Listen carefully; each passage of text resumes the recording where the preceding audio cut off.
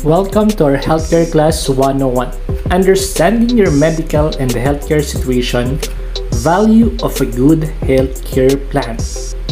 Today, you will learn the following: the difference of short-term and long-term healthcare, the difference of PhilHealth and long-term healthcare, importance of long-term healthcare, choosing the right policy, and how Kaiser works on your financial journey. Simulan natin sa short-term healthcare at long-term healthcare. Sa iyong nakasanayang HMO or short-term healthcare, hindi sigurado kung mare-renew ito, lalo na kung malaki ang iyong claims or utilization. Samantalang sa long-term care, renewal is guaranteed. Sa short-term care, hindi mo na maita-transfer yung iyong healthcare or non-transferable siya. Samantalang sa long-term healthcare, pwede mo itong maipamana once na ikaw ay pumanaw or namatay na.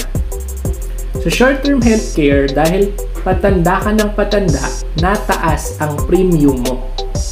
Samantalang, fixed naman ang binabayaran mo sa long-term healthcare ng 7 years. Kung meron mang insurance sa short-term healthcare, ito ay maliit lamang. Pero karamihan ng HMO ay walang insurance. Pagdating naman sa long-term healthcare, ang insurance coverage mo ay until age 80, depende sa plan na kukunin mo. Sa nakasanayang healthcare or short-term care, di binabalik yung pera kapag hindi ka nagkasakit. Samantalang sa long-term healthcare, kapag di mo nagamit ang healthcare mo, binabalik ang binayad mo sa premium. May accredited medical network lang na pwedeng pundahan pagdating sa short-term healthcare. Sa long-term healthcare, kahit hindi sa accredited network, covered siya pagkatapos ng accumulation period. Sa short-term healthcare, yung mga gamot at cosmetic medicine ay hindi kasama or covered. Samantalang sa long-term healthcare, kahit anong sakit tulad ng outpatient at cosmetic medicine, kasama na siya after accumulation period. Higit sa lahat, karamihan sa short-term healthcare, ang covered lang ay hanggang edad 60 years old. Sa kabilang banda, yung long-term healthcare, ang coverage niya ay hanggang maubos ang pondo ng healthcare fund mo even until 100 years old. Pagdating naman sa PhilHealth, meron din silang pagkakaiba ng long-term healthcare. Sa PhilHealth, until 60 years old ka nagbabayad.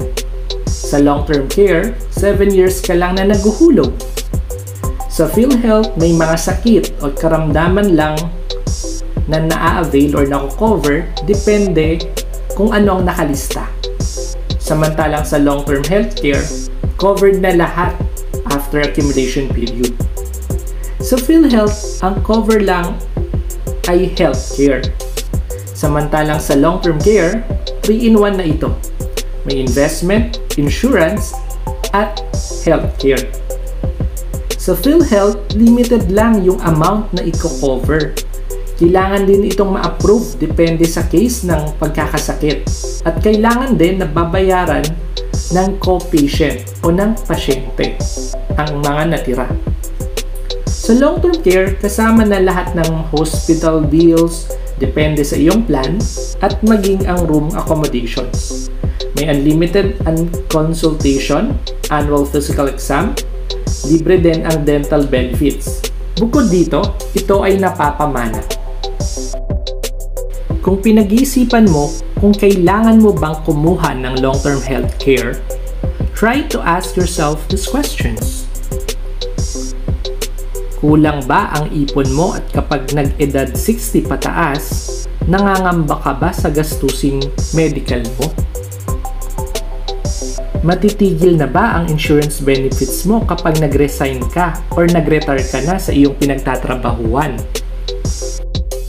Kung oo ang iyong sagot, therefore, a long-term health care can be a stepping stone to achieve your dream of a worry-free retirement.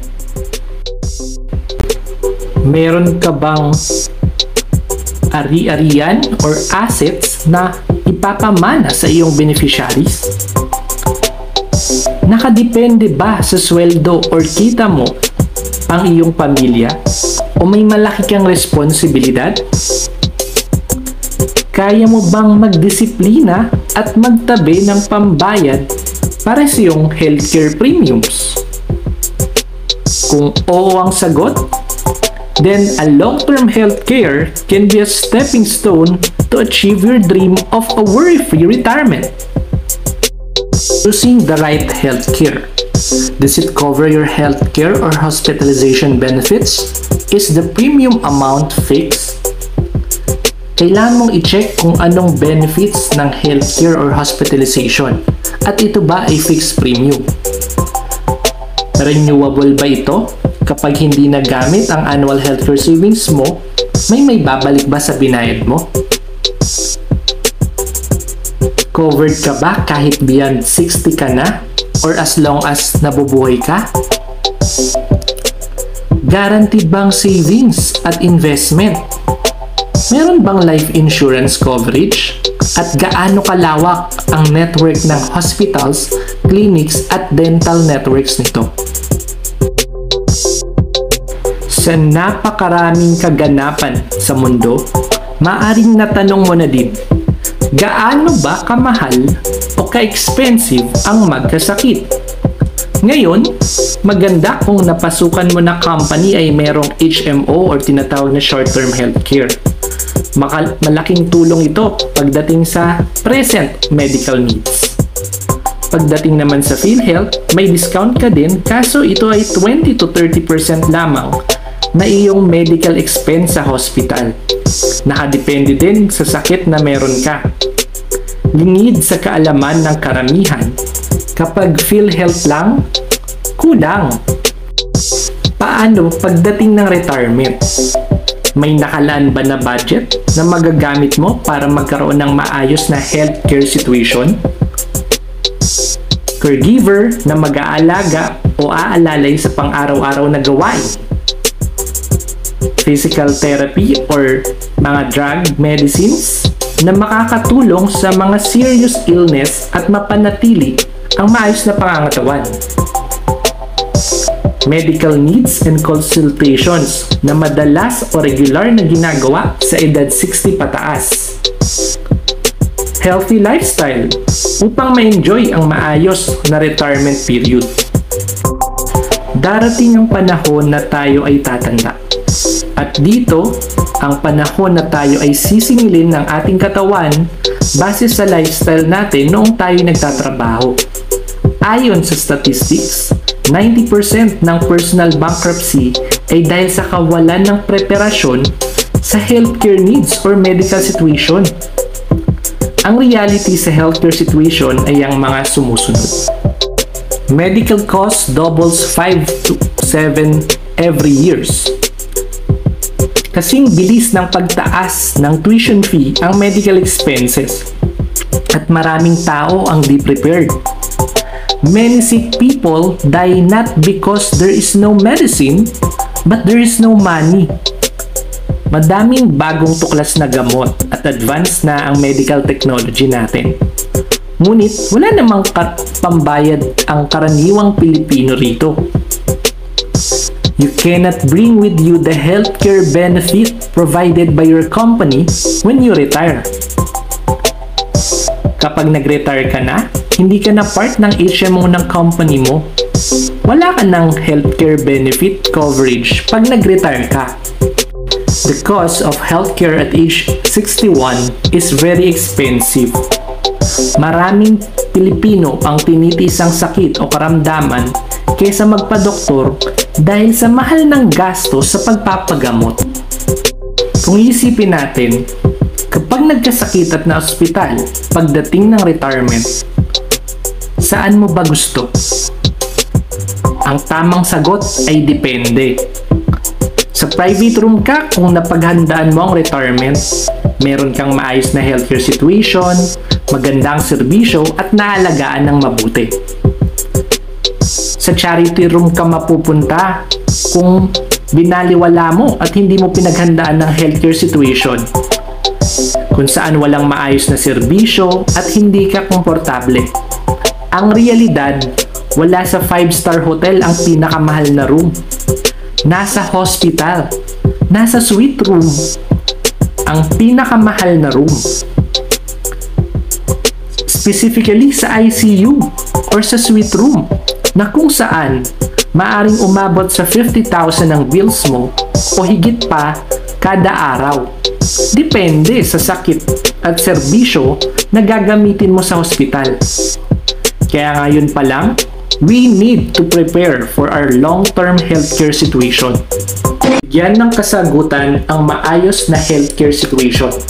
Simulan ng iyong sariling Kaiser Ultimate Health Builder Plan, ang natatanging long-term healthcare plan sa Pilipinas. Aside sa ito ang magiging future source of income, it provides healthcare during retirement, a much needed care when we get old or sa ating pagtanda.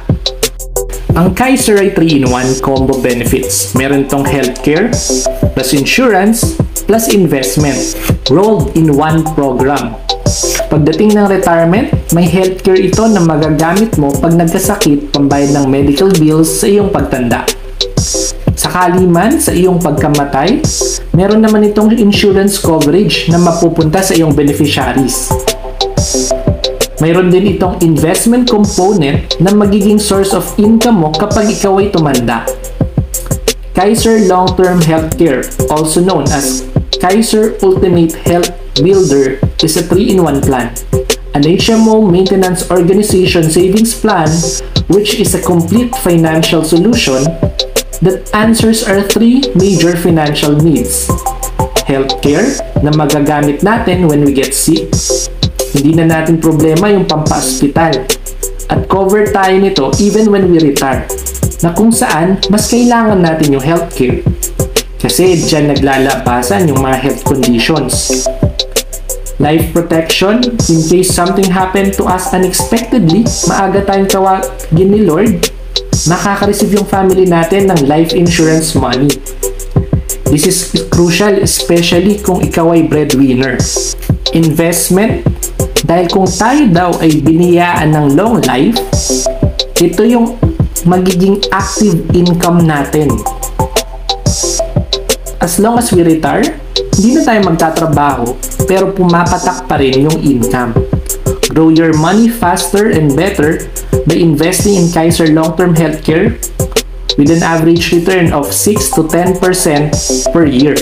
So first 7 years or tinatawag na accumulation period, habang ikaw ay nagsisave, meron ka ng benefits tulad ng annual physical exam or APE at basic dental care. Kasama din ang term insurance. Entitled ka din sa 20 years na term insurance coverage. Waiver of payment due to death, meaning kapag may nangyaring masama or namatay ang policyholder, makakatanggap ang beneficiaries nito ng instant money mula sa insurance company. Waiver due to death or disability, hindi na babayaran ng policyholder ang kanyang policy kung ito ay namatay or na-disable.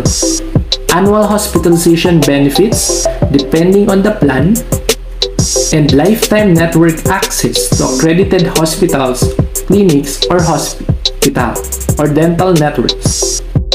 Pagdating naman sa extended period or after 7 years, meron pa itong investment component. Annual health fund, ito ang 10% ng plan na kinuha mo na nagko-compound ng 10% per annum.